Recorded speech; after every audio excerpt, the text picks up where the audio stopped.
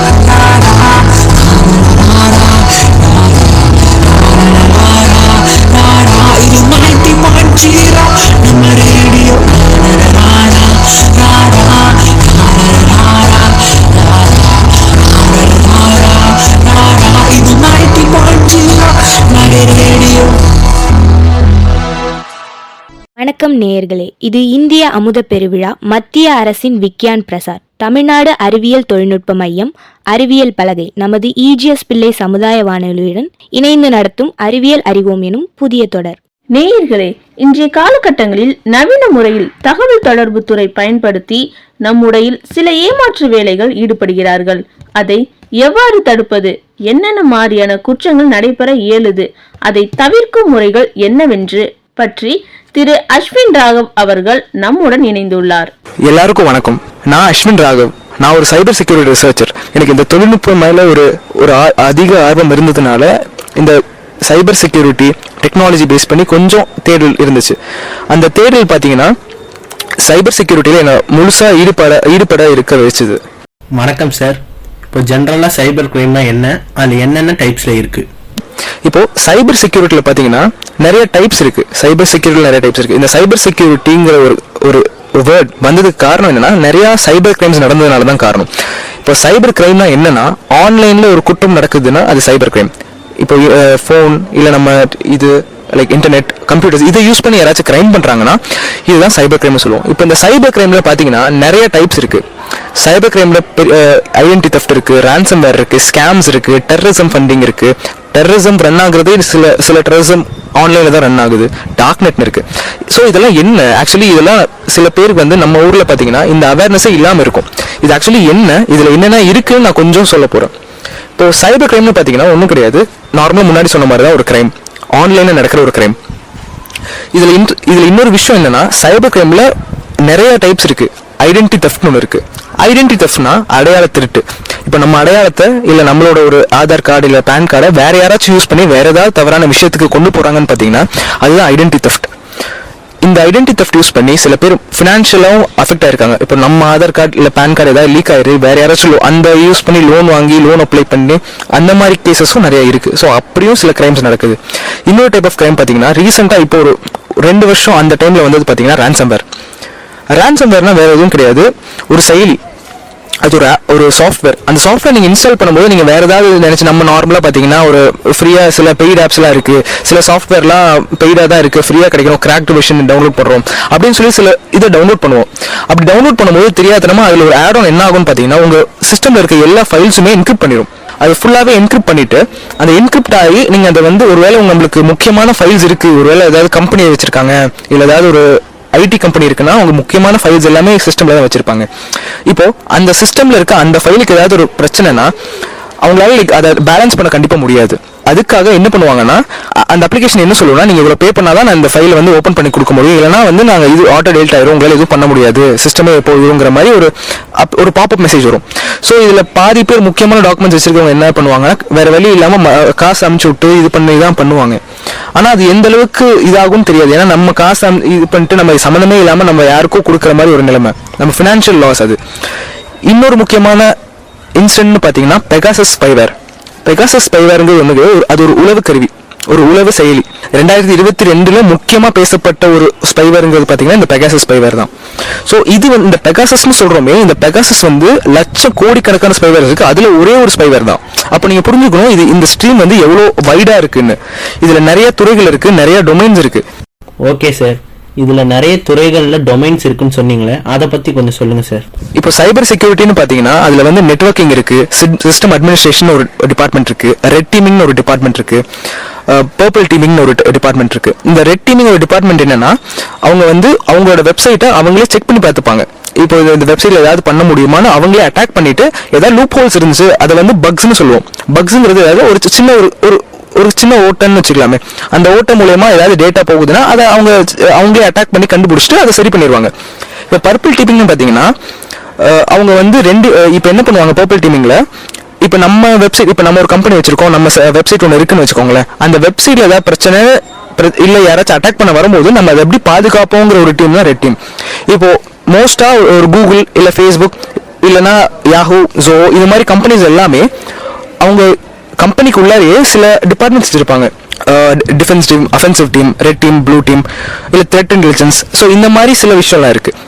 நெட்வொர்க்கிங்னு பார்த்தீங்கன்னா அவங்க வந்து அவங்களோட நெட்வொர்க், அதாவது அவங்க கனெக்ஷன்ஸ் ஆஃப் கம்ப்யூட்டர்ஸை வந்து ப்ராப்பராக மேனேஜ் பண்ணி ப்ராப்பராக செக்ரிகேட் பண்ணி அதை ப்ராப்பராக மேனேஜ் பண்ணி டேட்டா எங்கேயும் வெளியே போகாத மாதிரி அவங்க பார்த்துக்கிறது அவங்களோட ரோல், அவங்களோட ஒர்க்கு.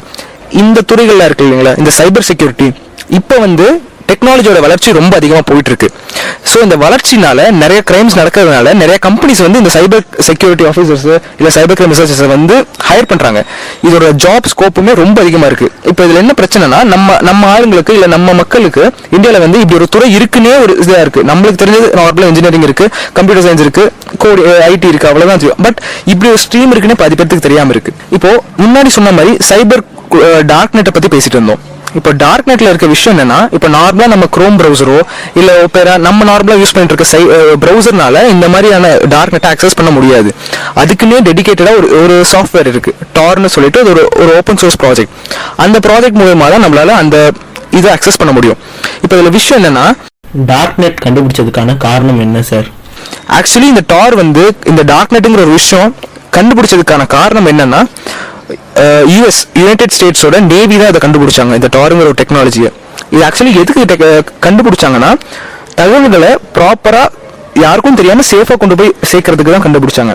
ஆனா அது பின்காலத்துல என்ன ஆச்சுன்னா, சில பேர் தவறான வழிக்கு யூஸ் பண்றதுனால கிரிமினல்ஸ் வந்து நிறைய பேர் அதை யூஸ் பண்ண ஆரம்பிச்சிட்டாங்க. இப்போ டார்க் நெட்ல பாத்தீங்கன்னா இல்லீகல் ட்ரக் ட்ரேட்ஸ் நடக்குது. ட்ரக்ஸ் வந்து பாத்தீங்கன்னா இல்லீகலா டார்க் நெட்ல வாங்க முடியும். அதனால அந்த மாதிரி குற்றங்களும் நடக்குது. அதே மாதிரி ஐடி கார்ட்ஸ், இந்த ஐடி இப்போ நம்ம நேஷனல் ஐடி கார்ட்ஸ், பாஸ்போர்ட்ஸ், அப்புறம் பேன் கார்ட்ஸ், ஆதார் கார்ட்ஸ், இந்த மாதிரி டேட்டாவுமே பார்த்தீங்கன்னா அதுல வந்து லிஸ்டா இருக்கு. டார்க் நெட்ல என்னென்னலாம் பண்ணலாம் சார்? இதுல இன்னொரு டார்க் நெட்ல இன்னொன்று நடக்குதுன்னா ஆர்கன் ட்ரேட். இப்போ நம்மளுக்கு வந்து பாத்தீங்கன்னா மனுஷ உடல்ல ஆர்கன்ஸ் எவ்வளவு முக்கியம்னு நம்மளுக்கு தான் தெரியும். ஒரு ஆர்கன் இல்லைன்னா அதோட விளைவுகளும் ரொம்ப அதிகமா இருக்கும். இப்போ நார்மலா ஒரு சேம் செட் ஆஃப் ஆர்கன் நம்ம பிளட் குரூப்ல மேட்ச் ஆகி நம்மளுக்கு ஒரு ஆர்கன் கிடைக்கிறது ரொம்ப கஷ்டம். இப்போ ஹாஸ்பிட்டல்ஸ்ல பாத்தீங்கன்னா அது ரொம்ப திணறுவாங்க, யாராச்சும் ஆக்சிடென்ட் ஆனவங்க திணறுவாங்க. ஆனா பாத்தீங்கன்னா இல்லீகலா அந்த எந்த இதுவும் இல்லாம அதிக அளவுக்கு டிரான்ஸ்போர்ட் பண்ண முடியும் ஆர்கன்ஸை வந்து. ஆர்கன் ட்ரேடோட ஹப்பே பாத்தீங்கன்னா இந்த டார்க் நெட்ல. நீங்க டார்க் நெட் வந்து ஒன்றும் கிடையாது, என்னென்னலாம் நார்மலா இன்டர்நெட்ல பண்ண முடியாதோ எல்லாமே அதுல பண்ண முடியும். அதுல ரெட் ரூம்ஸ்னு சில கான்செப்ட் இருக்கு. நம்ம ரெட் ரூம்ங்கிறது என்னன்னு பாத்தீங்கன்னா லைவான மர்டர்ஸ் அங்க பார்க்க முடியும். நம்ம பே பண்ணிட்டு இப்போ நம்ம படம் இங்க நம்ம நார்மல் படம் பார்க்குற மாதிரி அங்க போய் லைவா ஒரு மர்டரை பார்க்க முடியும். ஸோ அந்த மாதிரி ரொம்ப க்ரூயலா ரொம்ப ஹார்ஷான விஷயமும் டார்க் நெட் நடக்குது. இப்போ டார்க் நெட்ல பண்ற கிரிமினல்ஸை ஏன் கண்டுபிடிக்க முடியாது அப்படின்னா, அது வந்து இப்போ நம்ம பாத்தீங்கன்னா இப்போ நம்ம ஒன்றும் இல்லை, நம்ம ப்ரௌசர் யூஸ் பண்றோம்னு வச்சுக்கோங்களேன். நம்ம ப்ரௌசர் யூஸ் பண்ணும்போது நம்ம ஐபின்னு ஒரு விஷயம் இருக்கு, அதாவது இன்டர்நெட் ப்ரோட்டோகால். இந்த ஐபி வந்து ஒரு டிவைஸுக்கு ஒரு ஐபி தான் இருக்கும். இது வந்து டைனமிக் ஐபி, ஸ்டாட்டிக் ஐபின்னு ரெண்டு விஷயம் இருக்கு. இப்போ ஸ்டாட்டிக் ஐபின்னு பாத்தீங்கன்னா கம்பெனிஸ் எல்லாம் யூஸ் பண்ணுவாங்க, அந்த ஐபி மாறாம இருக்கணுங்கிறதுக்காக கம்பெனி ஐபி யூஸ் பண்ணுவாங்க. டைனமிக் ஐபிங்கிறது மோஸ்டா நம்ம எப்போ கனெக்ட் பண்றோமோ அப்போ மாறும், பட் அது வந்து ஒரே ஐபி தான் இருக்கும். அந்த ஐபி ஸ்கேன் பண்ணும்போது நம்ம ஐபி நம்மளோட இன்ஃபர்மேஷன் தான் இருக்கும். இந்த ஐபிங்கிறது யார் தரதுன்னா இன்டர்நெட் சர்வீஸ் ப்ரொவைடர், ஐஎஸ்பின்னு சொல்லுவோம். இந்த ஐஎஸ்பிங்கிறது யாருன்னா நம்ம ஜியோ, ஏர்டெல் அப்படின்னு நம்ம யூஸ் பண்ணுவோம்ல சர்வீஸ், அவங்க கொடுக்குறதா இந்த ஐபி. இப்போ ஒரு வலைத்தளம் ஒர்க் ஆகுது, ஒரு வெப்சைட் ஒர்க் ஆகுதுன்னு பாத்தீங்கன்னா இந்த ஐபியை வச்சு தான் ஒர்க் ஆகும். அவங்க யூஆர்எல் வந்து ஐபியோட லிங்க் ஆகும், லிங்க் ஆகி அதுக்கப்புறம் உங்க வெப் பேஜ் லோட் ஆகும், அப்படிதான் ஒர்க் ஆகுது. ஆனா இந்த டார்ல பாத்தீங்கன்னா என்ன ஆகும்னா ப்ராக்ஸி செயின் போட்டிருப்பாங்க. ப்ராக்ஸி செயினுங்கிறது ஒன்றும் கிடையாது. ப்ராக்ஸிங்கிறது என்னன்னா ஒரு சர்வர், ஒரு ஐபி சர்வர். அந்த சர்வருக்கு போய் நம்ம டேட்டா வேற ஒரு இதுக்கு போகும். ஸோ அதனால வெளியே தெரியுற ஐபி வந்து வேறொரு ஐபி, நம்ம ஐபி தெரியாது. ஸோ இதனால பாத்தீங்கன்னா நம்ம ஐபி தெரியாதா, இது மாதிரி ஒரு ஐபி இருந்தா கூட ஓரளவுக்கு ட்ராக் பண்ண முடியும். ஆனா அதுல வந்து என்ன இதுனா நிறைய ஐபிஸ் இருக்கும். நிறைய ஐபி வந்து ஒரு 5, 6 இல்ல ஒரு 10 ஐபி மாதிரி ஒரு ப்ராக்ஸி, ஒரு செயின், ஒரு நெட்வொர்க்கா கனெக்ட் பண்ணிடுவாங்க. அப்படி கனெக்ட் பண்ணிட்டு அது என்ன பண்ணுவாங்கன்னா அதுல ரன் பண்ண வைப்பாங்க. ஸோ அதனால நீங்க ஒவ்வொரு ஐபியை ஸ்கேன் பண்ணும்போது உங்களுக்கு தெரியாது எந்த ஐபி வந்து அந்த ஆக்சுவல் ஐபின்னு பார்த்து. ஒவ்வொரு கண்ட்ரியில இருக்கும் ஒவ்வொரு சர்வர். இந்தியாவில் ஒரு சர்வர் இருக்கும், பாகிஸ்தான்ல ஒரு சர்வர் இருக்கும். இது மாதிரி ஒவ்வொரு இடத்துலயும் ஒவ்வொரு சர்வருக்குனால அந்த நபர் வந்து எங்க ஆக்சுவலா இருக்காங்கன்னு நம்மளுக்கு தெரியாது. இதனாலேயே பாத்தீங்கன்னா இந்த டார்ல நடக்கிற விஷயத்த நம்மளால கண்டுபிடிக்க முடியாது. ஆனாலுமே அவங்க சில லூப் ஹோல்ஸ் மூலமா கண்டுபிடிச்ச கேஸும் இருக்கு. FBI வந்து நிறைய dark net websites shut down பண்ணிருக்காங்க. ஆனா இன்னுமே சில விஷயம் நடக்குது டார்க் நெட்ல இல்லீகலா. ஸ்கேம்ஸ், மணி ஸ்கேம்ஸ் பரவலா நடக்குது. இப்போ உங்க ரிலேட்டிவ்ஸ்ல, உங்க ஃப்ரெண்ட்ஸ்ல கேட்டு பாருங்க, நிறைய பேருக்கு இந்த ஃபோன் கால் வந்திருக்கும். நான் வந்து ஸ்டேட் பேங்க் மேனேஜர் பேசுறேன், உங்க ஆதார் கார்டு கொடுங்க, ஓடிபி சொல்லுங்க, உங்க கார்டு நம்பர் சொல்லுங்க, ரினியூ பண்ணும் அப்படின்னு சொல்லுவாங்க. அவங்க எல்லாமே ஆக்சுவலா மேனேஜர்ஸ் கிடையாது, அவங்க வந்து ஸ்கேமர்ஸ். அவங்களோட மோட்டிவ் என்னன்னா நம்மளோட டீடைல்ஸை வாங்கி அது மூலியமா பணம் பறிக்கிறது, இல்ல நம்மளோட காசை வந்து அவங்க வாங்குறது. இதுதான் அவங்களோட ஆக்சுவல் மோட்டோ. அவங்க என்ன பண்ணுவாங்கன்னா நம்ம கிரெடிட் கார்டு நம்பர் இருக்கு. இப்போ நம்ம பாத்தீங்கன்னா இந்தியாவில பாத்தீங்கன்னா 2 விஷயம் இருக்கு, விபிவி, நான் விபிவி கார்ட்ஸ். விபிவி கார்ட்ஸ்னா வெரிஃபிகேஷன் வந்து ஆக்சுவலி இருக்க வெரிஃபிகேஷன், அதுல வந்து நம்மளுக்கு இது தேவை, ஓடிபி தேவை. நான் விபிவி கார்ட்ஸ்னா அதுக்கு வந்து ஓடிபி தேவை. இந்தியாவில் வந்து அந்த சிக்கல் இல்லை. இந்தியாவில் வந்து எல்லாமே விபிவி தான், எல்லா டிரான்சாக்ஷனுமே ஓடிபி வேணும். ஸோ இப்போ நம்ம கார்டோட டீடைல்ஸ் ஒருத்தர்கிட்ட இருந்தாலும் நம்மளோட ஓடிபி வச்ச மூலியமா தான் அவரால் இது டிரான்சாக்ஷன் பண்ண முடியும். அதனால அவங்க என்ன பண்ணுவாங்க, உங்க கார்டு டீடைல்ஸ் எங்கேயாச்சும் லீக் ஆயிருந்துச்சுன்னா அந்த டீடைல்ஸ் என்டர் பண்ணிட்டு உங்ககிட்ட ஓடிபி கேட்டு அந்த ஓடிபி அப்படியே அவங்க என்டர் பண்ணும்போது ஆட்டோமேட்டிக்கா அவங்களோட அந்த பர்டிகுலர் பேமெண்ட் ஓகே ஆயிரும். ஸோ உங்க அக்கௌண்ட்ல இருந்து காசு வந்து தனியா வந்துடும், லைக் லிட்டரலி அவங்களோட அக்கௌண்ட்டுக்கு போயிடும். ரீசன்ட் டேஸ்ல போட்டோ மேப்பிங்லாம் நடக்குது, அதை பத்தின விழிப்புணர்வு மக்கள் கிட்ட அவ்வளவா இல்லை, அதை பத்தி கொஞ்சம் சொல்லுங்க சார். ஸோ இந்த மாதிரி ஸ்கேம்ஸும் நடக்குது. இன்னும் சென்சிட்டிவான ஸ்கேம்ஸ் என்னன்னு பார்த்தீங்கன்னா சைல்ட் போர்னோகிராஃபி, இல்லைனா ஃபோட்டோ மார்ஃபிங், டீப் ஃபேக். இந்த டீப் ஃபேக்ங்கிறது பார்த்தீங்கன்னா ரொம்ப ரொம்ப ஹையஸ்ட் கேசஸ் இப்போ நடக்குது, இப்போ கரண்ட்ல நடக்குது. இப்போ இந்த டீப் ஃபேக்ல என்ன விஷயம்னு பார்த்தீங்கன்னா ஒருத்தரோட புகைப்படத்தை ஆர்டிஃபிஷியல் இன்டெலிஜென்ஸ் ஏஐ யூஸ் பண்ணி தவறான ஒரு இமேஜா போர்ட்ரே பண்ணிட்டு அதை ஸ்ப்ரெட் பண்ணிடுறது, இல்லை அதை ஸ்ப்ரெட் பண்ணிட்டு இவ்வளோ பே பண்ணுங்க, அவ்வளோ இது பண்ணுங்க, இல்லைனா இது பண்ணுவேன்னு சொல்லிட்டு அதை பேஸ் பண்ணி மிரட்டுறது, பிளாக்மெயில் பண்ணுறது, அந்த மாதிரி கிரைமும் நடக்குது. இப்போ இந்த டீப் ஃபேக்ல என்ன இதுனா யார் வேணாலுமே ஈஸியாக ஒரு ஃபோட்டோவை இது பண்ணிட்டு அதை வந்து தவறான ஃபோட்டோவாக மாற்ற முடியும். அந்த சிக்கல்களும் இருக்குது. இந்த சைல்ட் போர்னோகிராஃபின்னு பார்த்தீங்கன்னா ரொம்பவே தவறான விஷயம். அது வந்து டார்க் நெட்டில் அதுவும் பரவலாக நடக்கிற விஷயம். இப்போ இந்த மாதிரியான கேசஸும் இருக்குது. ஸோ இத்தனை கிரைம்ஸ் இருக்கு, பட் நம்மளுக்கு இந்த மாதிரியான விஷயம் இருக்குன்னே பாதி பேருக்கு தெரியாம இன்னும் இருக்காங்க. ஸோ அவங்களுக்கு வந்து இந்த விஷயம் எல்லாம் இருக்கு, இப்பெல்லாம் இருக்குன்னு அவங்க தெரிஞ்சுக்கிட்டு ஃபர்தரா அவங்க வந்து எப்படி அதை தடுக்கணும் கத்துக்கணும். இப்போ பாத்தீங்கன்னா இந்த மாதிரி இதில் இந்த மாதிரி கிரைம்ஸ் இந்த மாதிரி குற்றங்கள்ல இருந்து நம்ம எப்படி சேஃபா இருக்கணும்னு பார்த்தீங்கன்னா ஒன்றும் கிடையாது. ஃபர்ஸ்ட் வந்து தெரியாத இல்லை யாருக்கும் இது பண்ணாத அன்னோன் லிங்க்ஸ் அதெல்லாமே நீங்க வந்து மோஸ்டா தொடவே வேணாம். லிங்க்ஸவே தொட்டாதீங்க. ஏன்னா லிங்க்ஸ் யூஸ் பண்ணி கேமராவை ஹேக் பண்ற மாதிரியான டெக்னாலஜிஸ்லாம் இருக்கு. ஜஸ்ட் ஒரு லிங்க் நீங்க தொடுவீங்க, அதை யூஸ் பண்ணி உங்க என்டையர் டேட்டாவே ஹேக் பண்ண முடியும். ஸோ அந்த மாதிரி விஷயமும் இருக்கு. செகண்ட் விஷயம், உங்களோட சோஷியல் மீடியா அக்கௌண்ட்ஸை வந்து பார்த்து கேர்ஃபுல்லா யூஸ் பண்ணுங்க. இப்போ சோஷியல் மீடியாவில் பிகஸ்ட் பிரச்சனை என்னன்னா, யார் வேணா யாருக்கும் ரெக்வஸ்ட் கொடுக்கலாம், இன்டர்நெட் கனெக்டிவிட்டி இருக்கு. ஸோ நம்மளால இது பண்ண முடியும், லைக் கனெக்ட் பண்ணிக்கலாம், நம்மளோட யார்கிட்ட வேணா இது பண்ணலாம். ஆனா இதுல ஒரு சிக்கல் இருக்கு. இந்த சிக்கல் என்னன்னா, நம்மளோட போட்டோஸ் வந்து தெரியாம ஏதாவது லீக் ஆயிடுச்சுன்னா அது தவறான விஷயங்கள்ல, தவறான சைட்ஸ்ல, தவறான நோக்கத்துல, தவறான வழியில போகுது. நம்ம போட்டோவை தவறா யூஸ் பண்றாங்க, நம்ம நேமை தவறா யூஸ் பண்றாங்க. இப்போ ஒன்றும் இல்லை, நம்ம இம்பர்சனேஷன் ஒன்று இருக்கு, சோஷியல் மீடியா அக்கௌண்ட் இம்பர்சனேஷன். இப்போ சோஷியல் மீடியா அக்கௌண்ட் இம்பர்சனேஷனா உங்களை மாதிரி இப்போ நம்ம ஒரு அக்கௌண்ட் வச்சுக்கோங்க, இன்ஸ்டாகிராம் இல்லை ஃபேஸ்புக் அது மாதிரி நம்ம ஒரு சோஷியல் மீடியா அக்கௌண்ட் வச்சிருக்கோம்னா, நம்ம அக்கௌண்ட் மாதிரியே ஃபேக்காக ஒரு அக்கௌண்ட் கிரியேட் பண்ணிட்டு அந்த நம்ம ஃப்ரெண்ட்ஸுக்கு அவங்க ரெக்வஸ்ட் கொடுத்து அதுக்கப்புறம் நம்ம கிட்ட மணி, அதாவது பணம் பறிக்கிற மாதிரி அவங்க கிட்ட கேட்டு எனக்கு எமர்ஜென்சி சீக்கிரம் போடுங்கன்னு சொல்லிட்டு மணி லாண்டரிங் ஸ்கேம்ஸும் நடக்குது. இப்போ இந்த டார்க் நெட்ல பணம் டிரான்ஸ்ஃபர், அதாவது மணி டிரான்ஸ்ஃபர் எப்படி நடக்குதுன்னு பார்த்தீங்கன்னா, கிரிப்டோ கரன்சி யூஸ் பண்ணி தான் நடக்குது. கிரிப்டோ கரன்சிங்கிறது பெரிய டாபிக். கிரிப்டோ கரன்சிங்கிறது பிளாக் செயின்ல ஒரு பார்ட். பிளாக் செயினுங்கிறது ஒன்றும் கிடையாது, இது ஒரு டைப் ஆஃப் டெக்னாலஜி. பிளாக் செயினுங்கிறது என்னன்னா ஒரு சிஸ்டம் ஆஃப் கம்ப்யூட்டர்ஸ். இப்போ அந்த சிஸ்டம் ஆஃப் கம்ப்யூட்டர்ஸ் வந்து எல்லாம் கனெக்ட் ஆயிருக்கும். அதுல வந்து இப்போ நம்ம காசு மாதிரி அதில் டிஜிட்டலா ஒரு கரன்சி இருக்கும். அந்த கரன்சியை யாராலையும் ட்ரேஸ் பண்ண முடியாது. ஸோ அந்த டெக்னாலஜியில் ஒர்க் ஆகுறது தான் கிரிப்டோ கரன்சி. இப்போ நீங்கள் கேட்டிருப்பீங்க பிட்காயின்ல இது பண்றாங்க, பிட்காயின் அப்படின்னு நிறைய விஷயம் கேட்டிருப்பீங்க. அந்த பிட்காயின்ங்கிறது one of the cryptocurrency. இப்போ டார்க் நெட்ல பார்த்தீங்கன்னா எல்லாமே இந்த கிரிப்டோ கரன்சில தான் ஒர்க் ஆகுது. யாருமே இந்த கையில கேஷ் கொடுக்கறது அந்த மாதிரியான மோட் ஆஃப் பேமெண்ட்டே கிடையாது. எல்லாமே கிரிப்டோஸ் தான் யூஸ் பண்றாங்க. ஸோ இந்த விஷயம்லாம் எனக்கு எப்படி தெரிய வந்துச்சுன்னா, நான் டார்க் நெட்ல இன்வெஸ்டிகேட் பண்ணிட்டு இருக்கும்போது சில விஷயம் தெரிய வந்துச்சு. டார்க் நெட்ல OS and open source intelligence ஒரு விஷயம் இருக்கு. ஸோ அது மாதிரியான ப்ராஜெக்ட்ஸ்ல ஒர்க் பண்ணிட்டு இது பண்ணும்போது தான் இதுல வந்து இப்படி இது இருக்கு, இந்த மாதிரியான விஷயங்கள்ல இருக்குன்னு தெரிய வந்துருது. இப்போ நான் முன்னாடி சொன்ன மாதிரி இந்த மாதிரி விஷயத்துல இருந்து எப்படி தவிர்க்கலாம்னா, லிங்க்ஸ் தொடாதீங்க, தெரியாத சாஃப்ட்வேர்ஸ் ஆப்ஸ் அதெல்லாம் இன்ஸ்டால் பண்ணாதீங்க.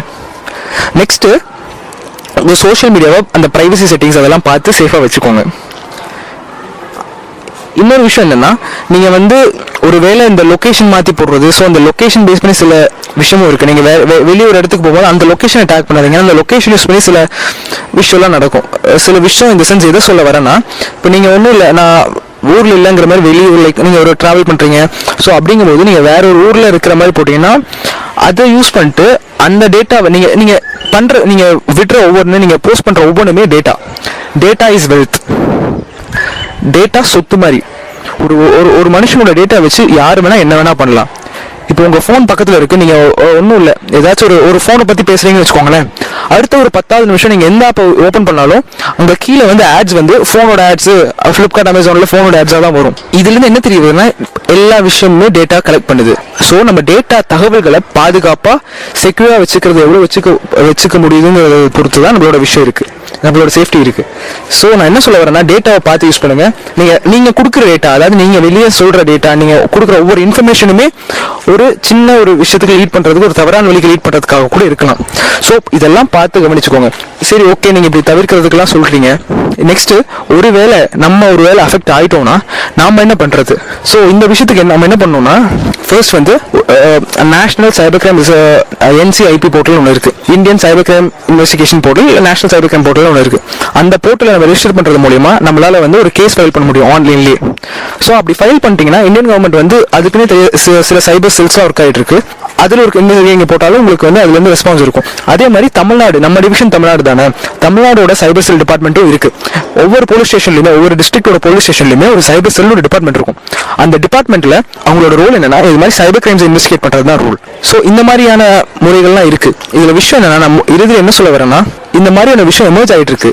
இதை தடுக்கிறதுக்கான விஷயமும் நம்மளுக்கு தெரிஞ்சுட்டு, ஒருவேளை உங்க நண்பர்கள் இல்லை உங்க ரிலேட்டிவ்ஸ் யாராச்சும் இந்த மாதிரியான விஷயத்துல சிக்கிருக்காங்க இல்ல ஏதாவது இது பண்ணிருக்காங்கன்னா, நீங்க அவங்களுக்கு அவேர்னஸ் கொடுத்து இந்த மாதிரியான சைபர் கிரைம்ஸ் வந்து அவங்களை கொஞ்சம் இது பண்ணி விட்டு அவங்களை ரிலீவ் பண்றது ரொம்ப நல்லா இருக்கும். ஏன்னா ஒருத்தருக்கு யாருக்குமே தெரியாம இருக்கிறதுக்கு ஒரு சிலருக்கு தெரிஞ்சா அது யூஸ்ஃபுல்லா இருக்கும். ஸோ இதை சொல்லி இதை முடிச்சுக்கிறேன். நன்றி.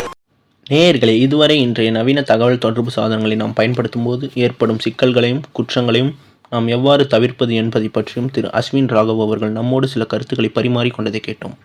என்ன நேயர்களே, அறிவியல் சம்பந்தமான நிறைய விஷயங்களை இந்த நிகழ்ச்சி மூலமா தெரிஞ்சிருப்பீங்க அப்படின்னு நம்புறேன். இது இந்திய அமுத பெருவிழா, மத்திய அரசின் விக்யான் பிரசார், தமிழ்நாடு அறிவியல் தொழில்நுட்ப மையம், அறிவியல் பலகை, நமது EGS பிள்ளை சமுதாய வானொலியுடன் இணைந்து வழங்கும் அறிவியல் அறிவோம் என்ன புதிய தொடர். அடுத்த தொடர்ல கண்டிப்பா உங்க எல்லாரையும் நாங்க சந்திக்கிறோம். அதுவரை உங்களிடமிருந்து விடைபெறுகிறோம். நன்றி, வணக்கம்.